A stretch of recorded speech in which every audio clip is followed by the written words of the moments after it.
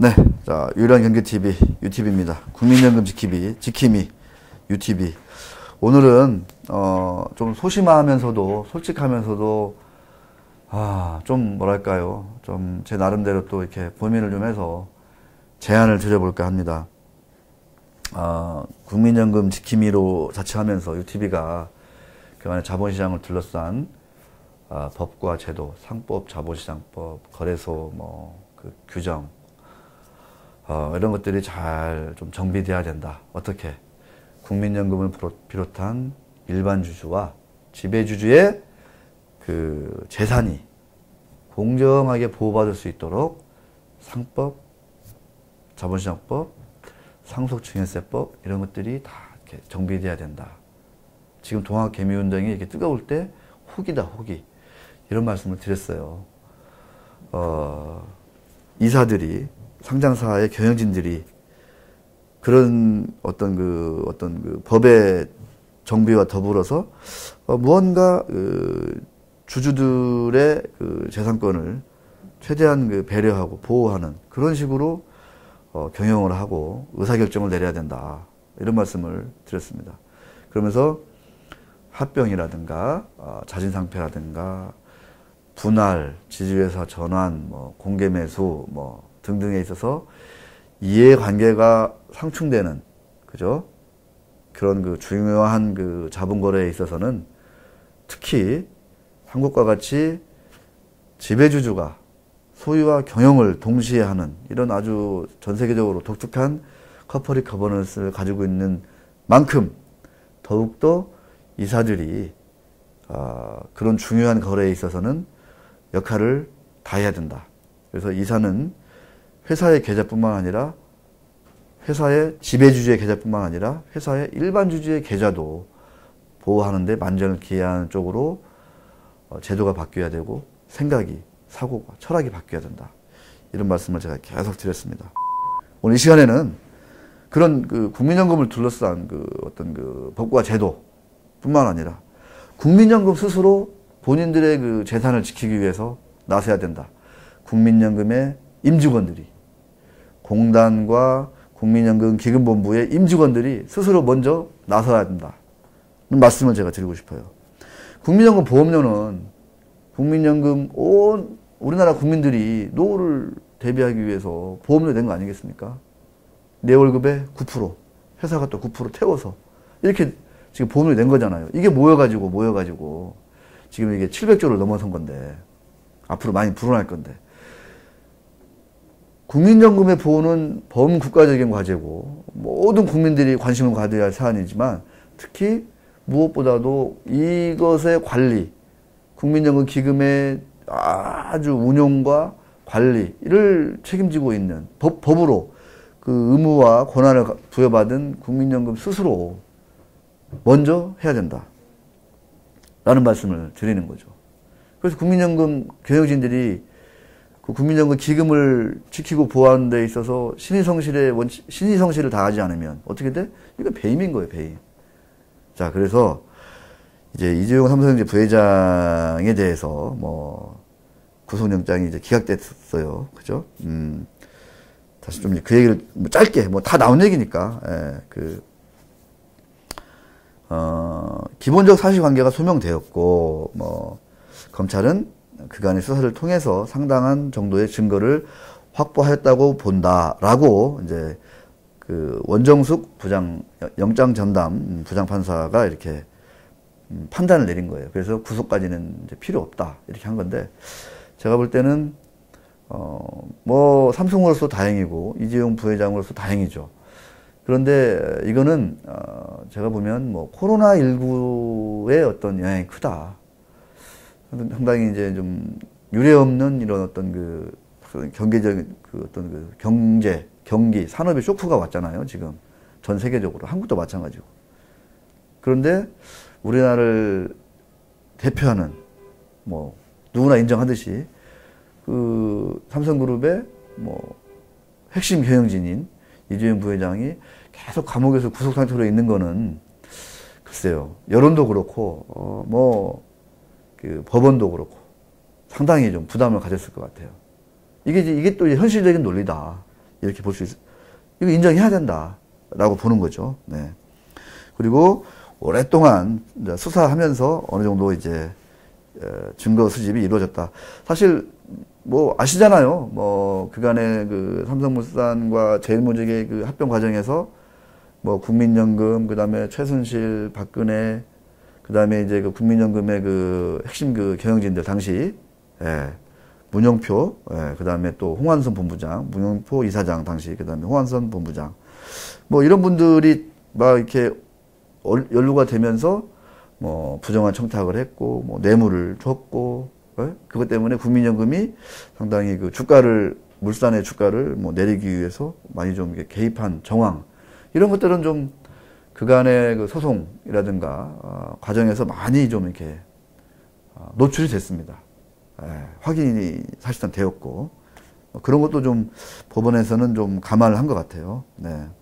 자, 이런 상황에서 자, 말씀드렸습니다. 국민연금 기금을 관리하고 보호하고 잘 키워서 나중에 국민연금들한테 그 기금으로 노후자금으로 이렇게 되돌려야 될 역할을 부여받은 그 연금의 그 핵심 간부들, 임원들은 이제 뭘 해야 되냐? 우리 국민연금 지킴이 UTV는 어떤 제안을 드리냐면, 앞서 많이 나온 그런 얘기인데 좀 민사소송을 해야 된다. 왜? 그런 합병 과정에서의 어떤 여러 가지 그 뭐 뇌물 제공이라든가 이런 것들이 지금 다 이제 형사 소송에서는 지금 하나둘씩 지금 뭐 이렇게 좀 많이 지금 뭐 드러났잖아요. 그죠? 그러면 그로 인해서 합병 비율이 1대 0.35. 이게 지금 너무 이제 삼성물산한테 좀 불리하게 됐다는 거잖아요. 그러면 손해를 입었으니까 그에 따라서 국민연금이 입은 손해가 얼마다? 옛날에 그 참여연대가 그 조사, 참여연대의 어떤 근거, 조사를 보면 국민연금이 한 5천억 내지 6천억 넘게, 한 500억 정도 손해를 입었다. 삼성물산 보유 지분에서. 합병 비율이 좀 너무 불리하게 책정됨으로 인해서. 뭐, 물론 합병 비율은 한 달 1개월 당일 종가 산술평균이 됐죠. 제가 얘기했지만 유치원도 계산할 수 있는 수준으로 시가대로만 그냥 합병 비율이 나왔죠. 네. 자, 이렇게 손실을 입은 것으로 뭐 시민단체에서 얘기를 했고, 또 그런 그 어떤 비율, 합병 비율 산정에서의 어떤 문제점들이 드러난 만큼 피해를 입은 당사자는 어떻게 돼야 돼? 국민연금은 손해를 만회하는, 보상하라는 손해배상 소송을 해야 된다. 지금 더 늦기 전에 해야 된다. 이런 것들이 또 시간이 지나면 이제는 또 막 뭐 다 합병된 지가 언젠데 뭐 이렇게 또 가버려요. 그래서 해야 된다. 작년 12월인가도 그 시민단체 뭐 역시 좀 뭐 참여연대라든가 뭐 민변 뭐 이런데 여러 가지 노조단체 이런 데서 국민연금 가입자들의 또 노후를 생각하면 손해배상 소송을 해야 된다라고 주총을 앞두고 그 삼성물산의 그 주총을 앞두고 이제 국민연금 측에 막 이렇게 그 압력을 넣었어요. 예? 왜 이게 손해배상을 안 하냐? 이거는 형사소송과는 별개로 민사소송을 진행할 수 있는 거다. 근거가 충분히 있다라고 하면서 이렇게 막 얘기를 했죠. 그런데 아직까지도 그런 민사소송이 안 되고 있다.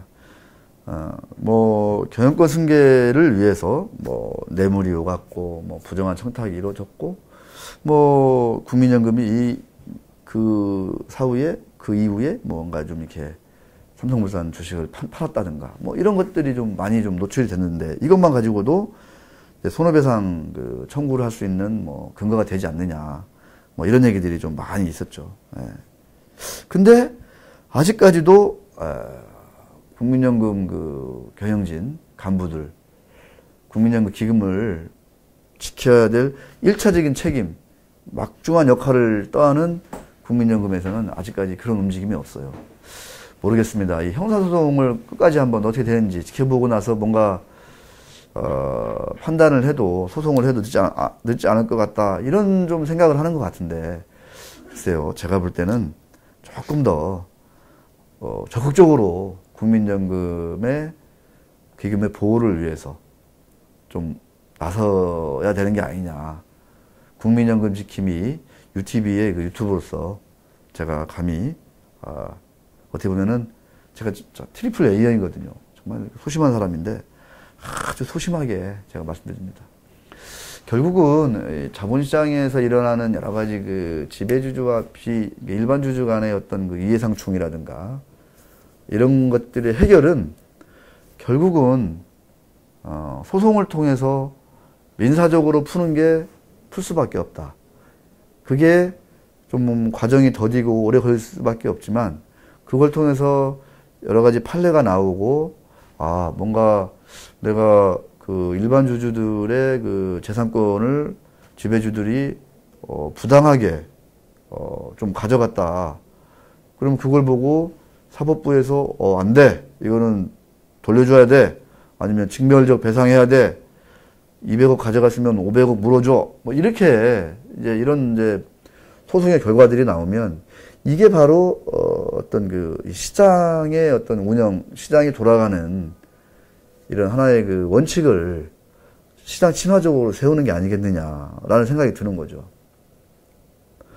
뭐 형사소송으로 해가지고 뭐 맨날 싸워봤자 별로 이제 결과도 안 좋고 그래봤자 이미 저 계좌가 뭐 어떤 그 계좌의 손실이나 이익은 이미 확정돼 버린 거야.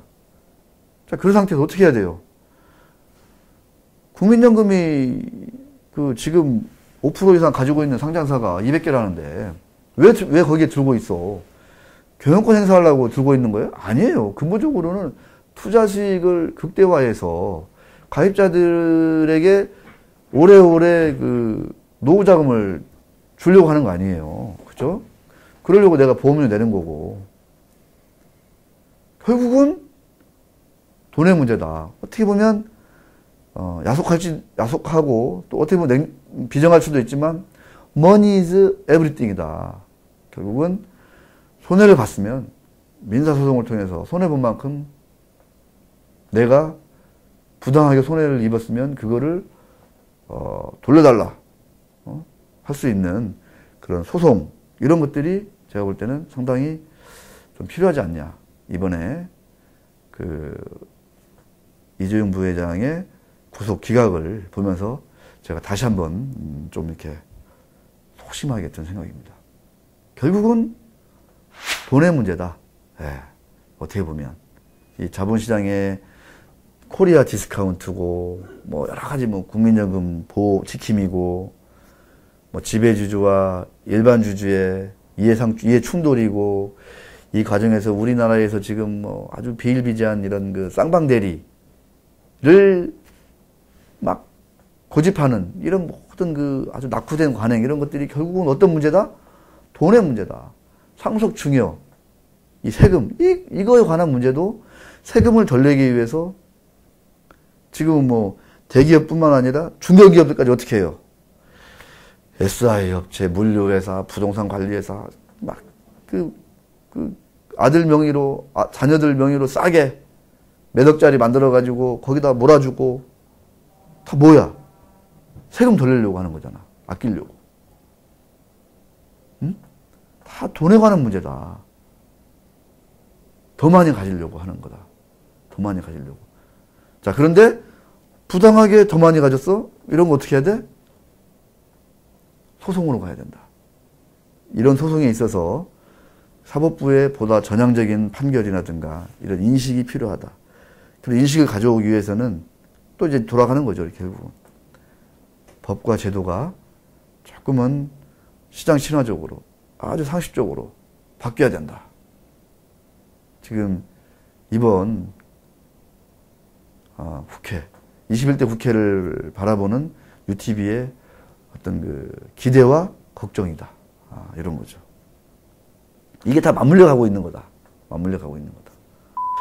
네, 뭐 여러분들 저의 소심한 이런 제안이랄까 이런 걸 듣고 보고 야, 뭐 이거 UTV 저 양반 뭐 되게 세게 얘기할 줄 알았더니 뭐 정말 너무 저 A형 아니야? 뭐 이 와중에 무슨 뭐 민사소송을 하라고 그래? 뭐 형사 소송을 더 세게 가야지. 아니면 뭐, 그런데 결국은 돈에 관한 문제고, 손해배상, 예? 이런 분야에 있어서 손해배상이 아주 적절하게 또 뒷받침이 돼야 되는 부분도 분명히 필요하다라는 말씀을 그냥 드립니다. 더불어 한마디 더 붙이자면 그 삼성물산 같은 경우에는 이제 합병이 다 사실 종료됐잖아요. 이거를 되돌릴 수는 없어. 예. 그래서 시간이 좀 아깝기도 한데 지금 이제 배당 정책 같은 거 보면 뭐 연 2,000원, 주당 2,000원 이게 이제 최소 금액이고 앞으로 계속 늘린다고 이렇게 돼 있어요. 예. 그래서 감히 이제 제가 말씀드리는 거는 지배주주와 일반 주주 간의 뭐 차등 배당이라든가 이런 것도 좀 이렇게 제가 볼 때는 좀 적극적으로 좀 이제 그 도입하는 거를 좀 해야 되지 않냐 이런 생각도 듭니다. 진짜로. 네. 더 많은 얘기는 또 이어서 드리도록 하겠습니다. 고맙습니다.